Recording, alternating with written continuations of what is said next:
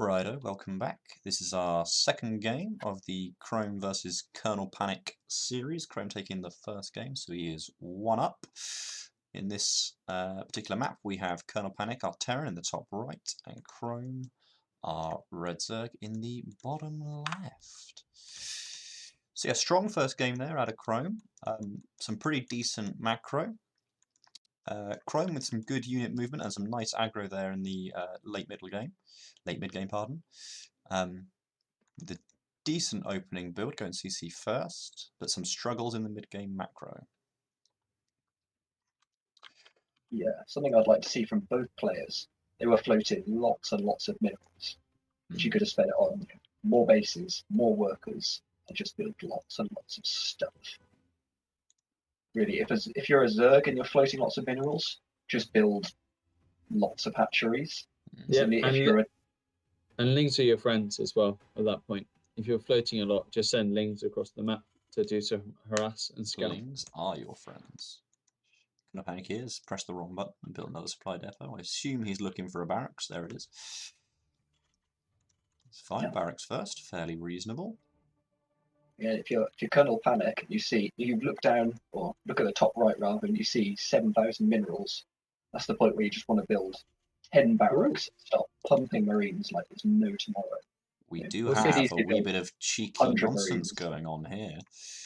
We got a proxy barracks on the way. I do like the cut of this man's jib.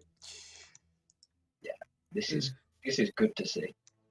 That was a pool gas pool hatch, I think. Nope, hatch gas pool. Surely not. Those timings. Oh no, you're right. Sorry, my bad. Let's pull first. Yeah. When you're beating the resident Zerg in your Zerg knowledge.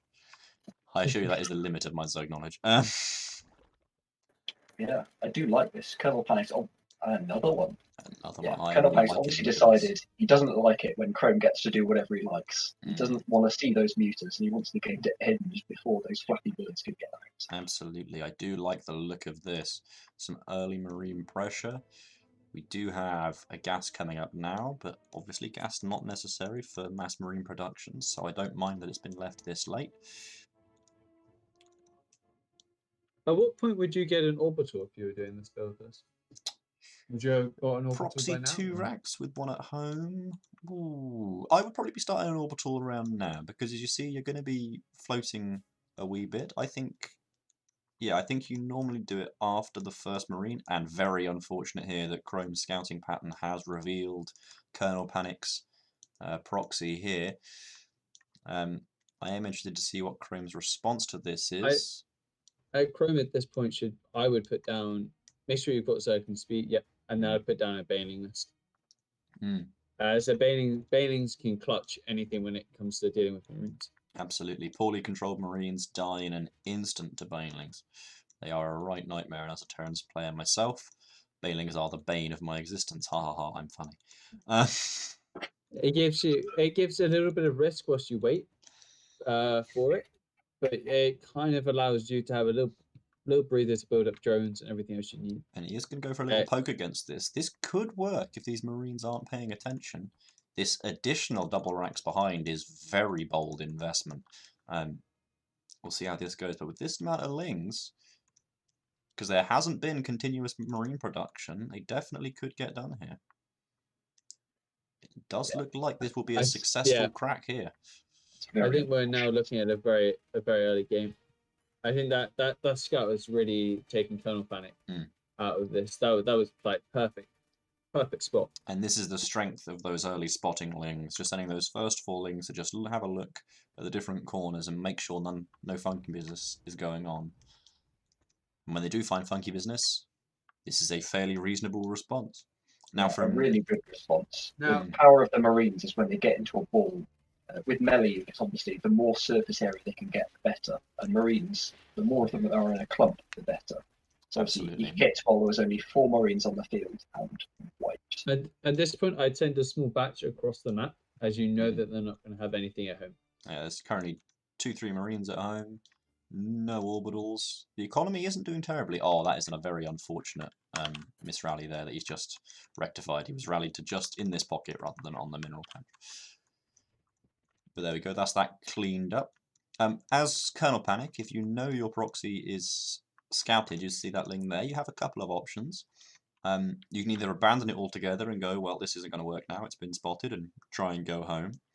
Or you can try and commit, and I would build a bunker or two around here. It means that those first Marines do get a lot more value done, and really dent this following push. But I don't think I would have committed quite as hard with those additional 2 racks.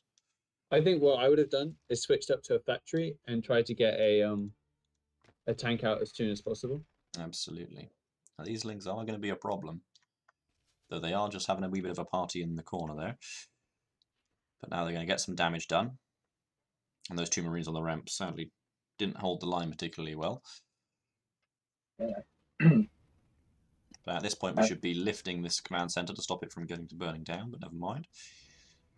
And pulling SCVs to repair this wall. Yeah, as a certain French caster would say, look at the supply. Absolutely. 30 army supply against 10, and yeah, that's not what you want to see when Zerglings are knocking on the door. And the reason we do this sort of wall off is because we can pull some SCVs and we can repair and keep it alive for a lot longer. We're going to have a wee bit of an evac here, but I do feel it's probably in vain. These 2 widow mines could have been a lot of help if they'd been out just a smidge sooner. But this is not a sight you like to see as a Terran player. Your base overrun with lings. No, KernelPanic can't be feeling very happy about that clutch early scout from Chrome.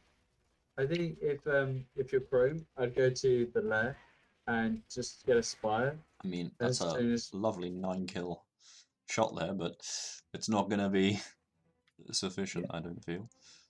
I'd move out to a spire just in case you're dealing with a salty Terran.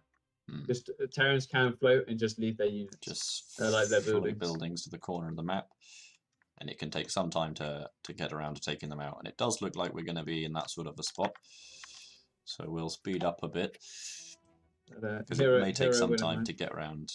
And you have abandoned the main base, which has allowed him to get back to mining. One thing I love to see though, Chrome wasn't tunnel visioning, he was building drones behind this. The economy hasn't really... He wasn't resting on his laurels, so now he's in a great spot. He's gone to a 3rd base. He's not considering this game as done and dusted. He's probably confident, fairly happy, but he is still playing somewhat reasonably. At this point, Chrome, I would knock down his bases across everywhere. Absolutely. A brutal 13 kill Liberator.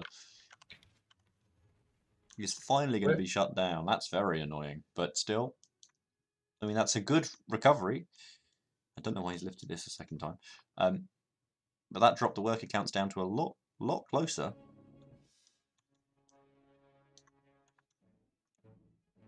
Yeah, Chrome is going to find this, but it is just as the CC is going to float on out of there. That's one Mission Impossible command center right there. Trying to make it work. I feel KernelPanic is realizing the severity of his situation.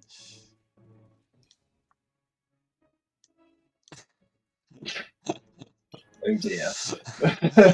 Not very fond of his race choice, apparently. Much prefers the Warpian boys. But there we go. That's the end of that best of 3, with Chrome taking 2 fairly confident and commanding leads there. Lovely play.